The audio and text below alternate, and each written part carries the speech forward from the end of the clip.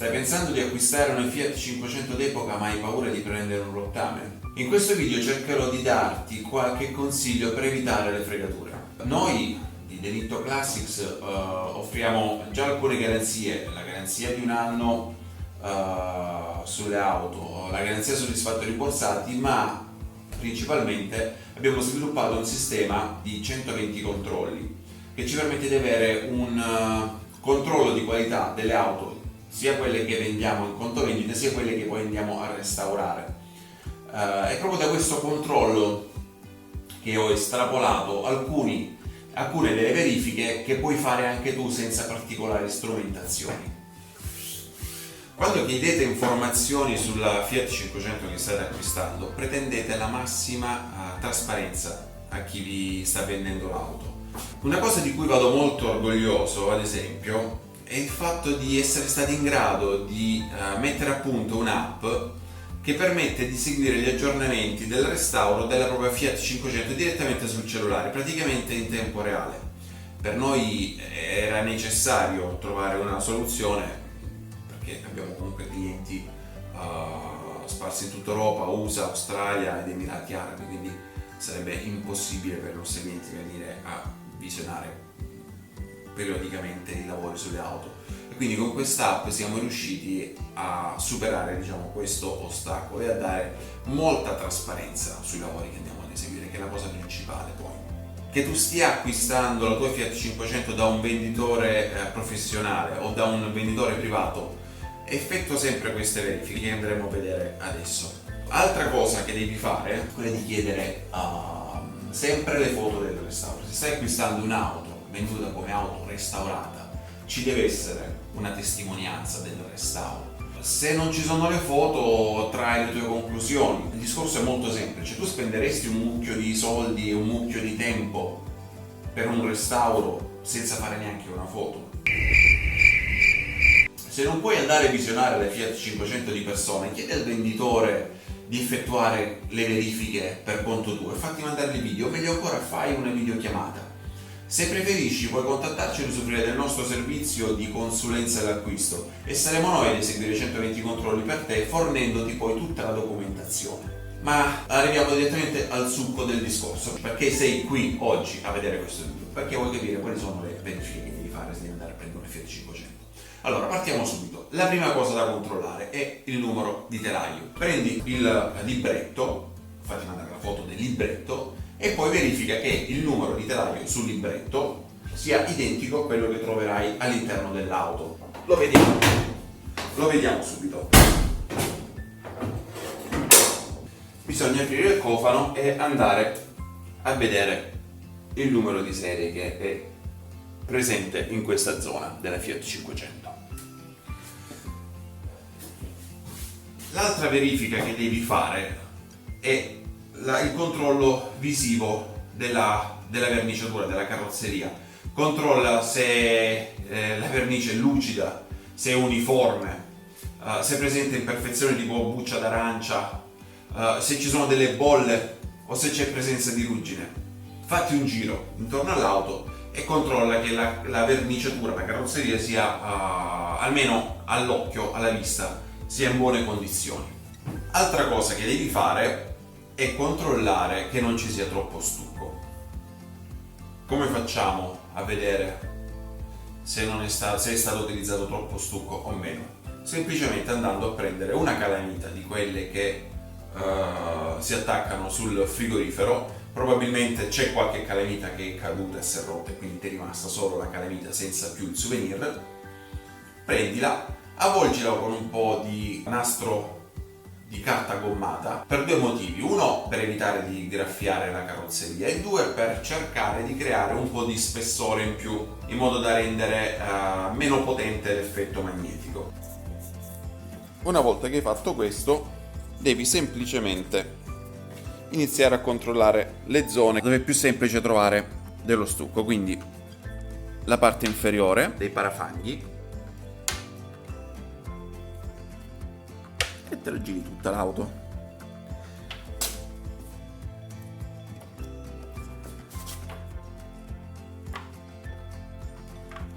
Se la calamita resta attaccata. Queste sono le zone dove è più semplice trovare stucco.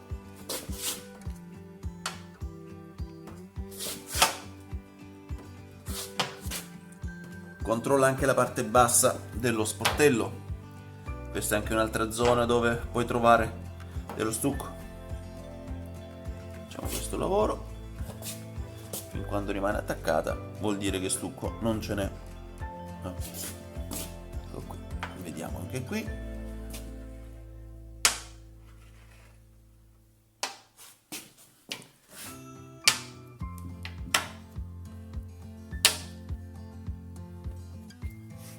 E qui stucco non ne abbiamo.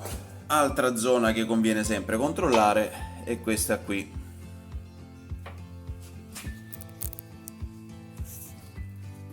E la traversa posteriore, perché se hai avuto qualche tamponamento probabilmente potrebbe anche essere che magari qualcuno ci ha stuccato sopra, e quindi verificate anche questo.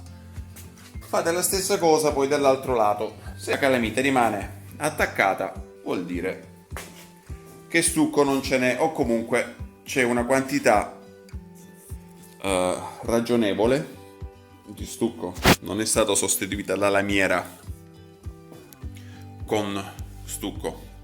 Altro controllo importante che devi fare è quello del stato delle cerniere. Spesso non vengono sostituiti, il kit costa pochissimo, davvero è un'operazione che si può fare con davvero pochi euro. La verifica che devi fare innanzitutto è se lo sportello si chiude in maniera corretta, e poi altra prova importante che devi fare è quella di vedere effettivamente se le cerniere sono nuove o sono logore. Come lo puoi capire? Semplicemente facendo questo movimento. Se muovendo lo sportello si muove anche l'auto, vuol dire che le cerniere sono comunque in buone condizioni, sono ancora in buone condizioni o sono state sostituite. Se muovi lo sportello e ti fa proprio, lo vedi che c'è dell'asco, c'è della tolleranza, e lo sportello si muove per conto suo e la macchina rimane lì, vuol dire che le cerniere sono consumate. Altro controllo che devi fare è quello dei pavimenti. Quindi bisogna buttarsi giù e controllare che i pavimenti siano in buone condizioni. Io avevo già registrato il video perché con una camicia bianca, la giacchettina, onestamente non mi va di buttarmi per terra su questo pavimento, quindi ti faccio vedere il video che ho registrato. Altra cosa che devi fare è metterti a terra. Mi dispiace, ti devi sdraiare per terra. Adesso con l'altro cellulare vedo di accendere la luce, così ti faccio vedere bene. Ok, allora andiamo giù. Le ossa che schioccano. Allora vediamo. Ok.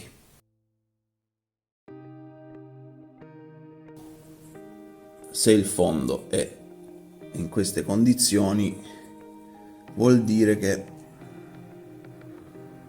è stato sostituito. Spero che si riesca ad avere bene l'idea di cosa intendo. Purtroppo non ho un crick qui nel garage di casa e non posso sollevarla, quindi mi devo arrangiare un po' così, però credo che bene o male si riesca a capire di cosa stiamo parlando. Altra cosa importante: controlla che i pannelli siano in buone condizioni, controlla che i sedili, le fodere siano integre, che non siano consumate, controlla che le molle devono essere integre, che la gomma piuma sia in buone condizioni, che non sia completamente marcia. Altro controllo che devi fare è quello di vedere lo stato di salute della panca posteriore, la lamiera che c'è sotto la panca posteriore. Come si fa? Mano qui e alzi. Questo è tutta la lamiera in buone condizioni. ecco qua, lo alziamo proprio, ecco qui, vedi? Se qui sotto è pulito e si vedono ancora le forme geometriche regolari, vuol dire che è tutto ancora intatto. Se invece apri e c'è ruggine o non si capisce che forma è, probabilmente ecco qui, probabilmente perché non c'è rimasta tanta lamiera. Altro controllo che consiglio di fare è questo qui. Controlliamo in che condizioni è lo schienale. Quindi togliamo la fibbia, abbassiamo lo schienale, ecco qui, questa è la copertura, ma alziamo la copertura, ecco qui. Questo è uno schienale intatto, integro, non marcio. Se alzando questa copertura, questa protezione per il calore, trovate buchi, parti marce o parti che possono far pensare che siano state semplicemente coperte per coprire qualche buco o qualcosa che non va, evidentemente lì sotto c'è qualche problema, quindi fate le vostre valutazioni in quel caso. Ok, io continuo ad entrare ed uscire dall'auto. Altro controllo da fare: zona dei pedali.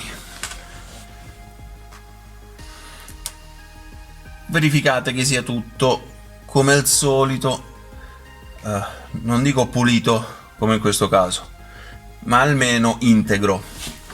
Controllate sotto i pedali, cercate di andare quanto più a fondo possibile, anche se la moquette è già stata fissata.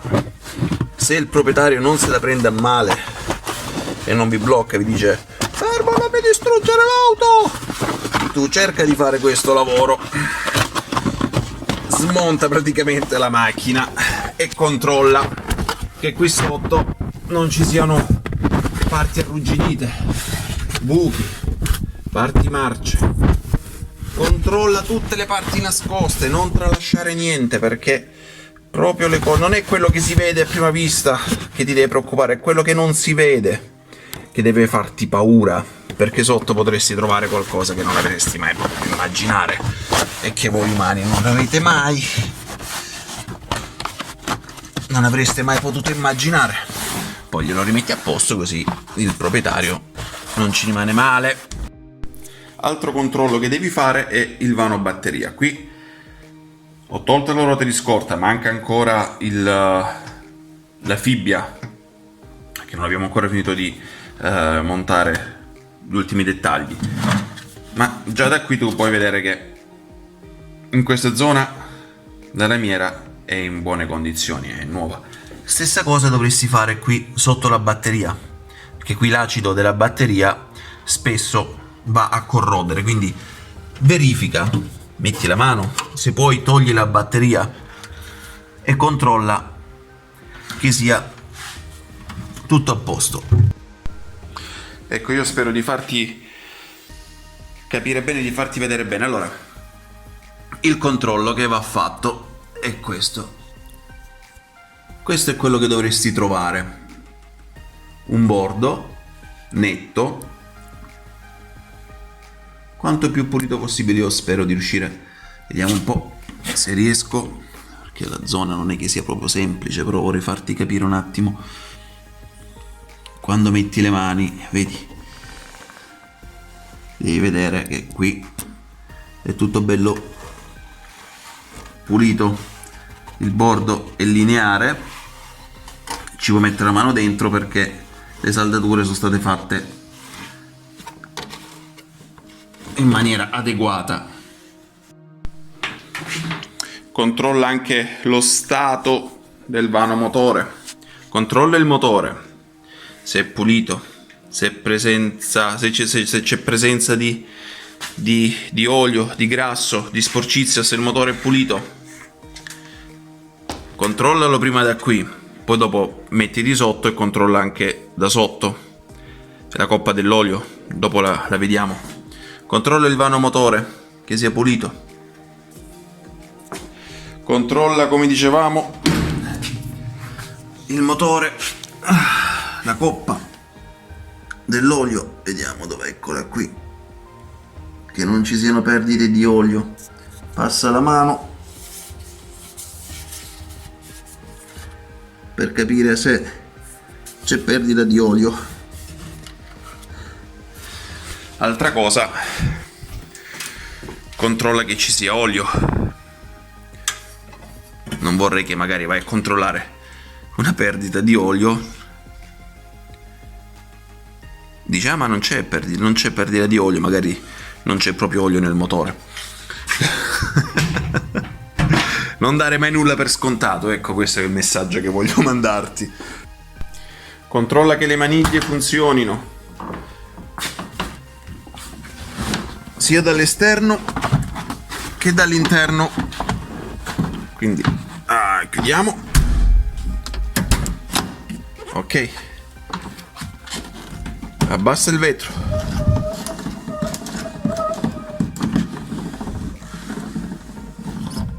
Ok, fai la stessa cosa anche di qua. Questi erano i controlli principali che dovresti fare ogni volta che vai ad acquistare, a visionare una Fiat 500. C'è anche un altro controllo che ho dimenticato,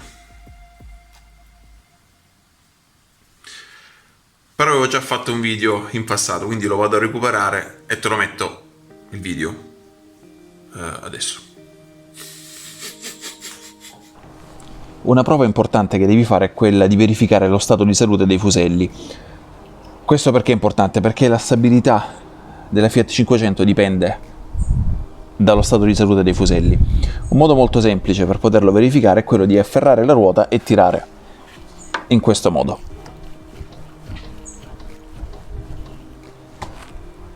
Se il fusello è in buono stato, non sentirai nessuno strano rumore o comunque la ruota resterà salda. Se invece vedi che la ruota si muove un po', ha dell'asco, vuol dire che il fusello è consumato e quindi la macchina durante la marcia sbanderà. Ok, perfetto. Spero tu abbia trovato utile questo video. Intendevo farlo un po' più breve, però poi mi sono reso conto che erano quasi 20 minuti, quindi spero di non averti annoiato. Spero soprattutto che quello che hai trovato all'interno del video in qualche modo ti potrà tornare utile. Un altro piccolo pensiero che vorrei condividere con te, poi non ti rubo altro tempo, ho promesso, è quando vai ad acquistare una Fiat 500 o comunque quando vai a visionare una Fiat 500 venduta come restaurata, sì, controlla la carrozzeria, controlla tutto, però concentrati più sulle parti nascoste, concentrati sulla parte bassa, guarda i fondi, perché alla fine a riverniciare una macchina non ci vuole granché. La riempi di stucco, la rivernici, è bella da vedere, poi scopri che sotto ci sono tanti bei problemi. Quindi concentrati sempre nelle parti nascoste, poi guarda la parte bassa dell'auto, mettiti sotto la macchina e guarda sotto la Fiat 500 i fondi come sono messi, sono puliti, sono sporchi, ci hanno verniciato sopra, ci hanno passato la vernice protettiva sulla terra, quindi non hanno neanche pulito, cose che succedono. I cavi frizione, i cavi acceleratori, tutti i cavi che escono dall'abitacolo e vanno verso il motore, controlla se sono nuovi, se sono rovinati, se sono strappati, se sono deteriorati. Un buon restauro lo riconosci da sotto la macchina, non da sopra, quindi concentrati sulle parti nascoste, mettili giù, sporcati e vedi come sono sti benedetti fondi, come sta tutta la parte bassa dell'auto, e da lì capirai che tipo di lavoro è stato fatto sulla Fiat 500. Con questo credo che ci possiamo salutare. Se pensi che ci sia qualche altro controllo che magari mi è sfuggito, sicuramente qualcosa mi è sfuggita, quindi se ti viene in mente qualche altra cosa puoi tranquillamente commentare e aggiungiamo altri controlli, così chi arriverà dopo troverà ulteriori informazioni. Per il momento, ciao a tutti.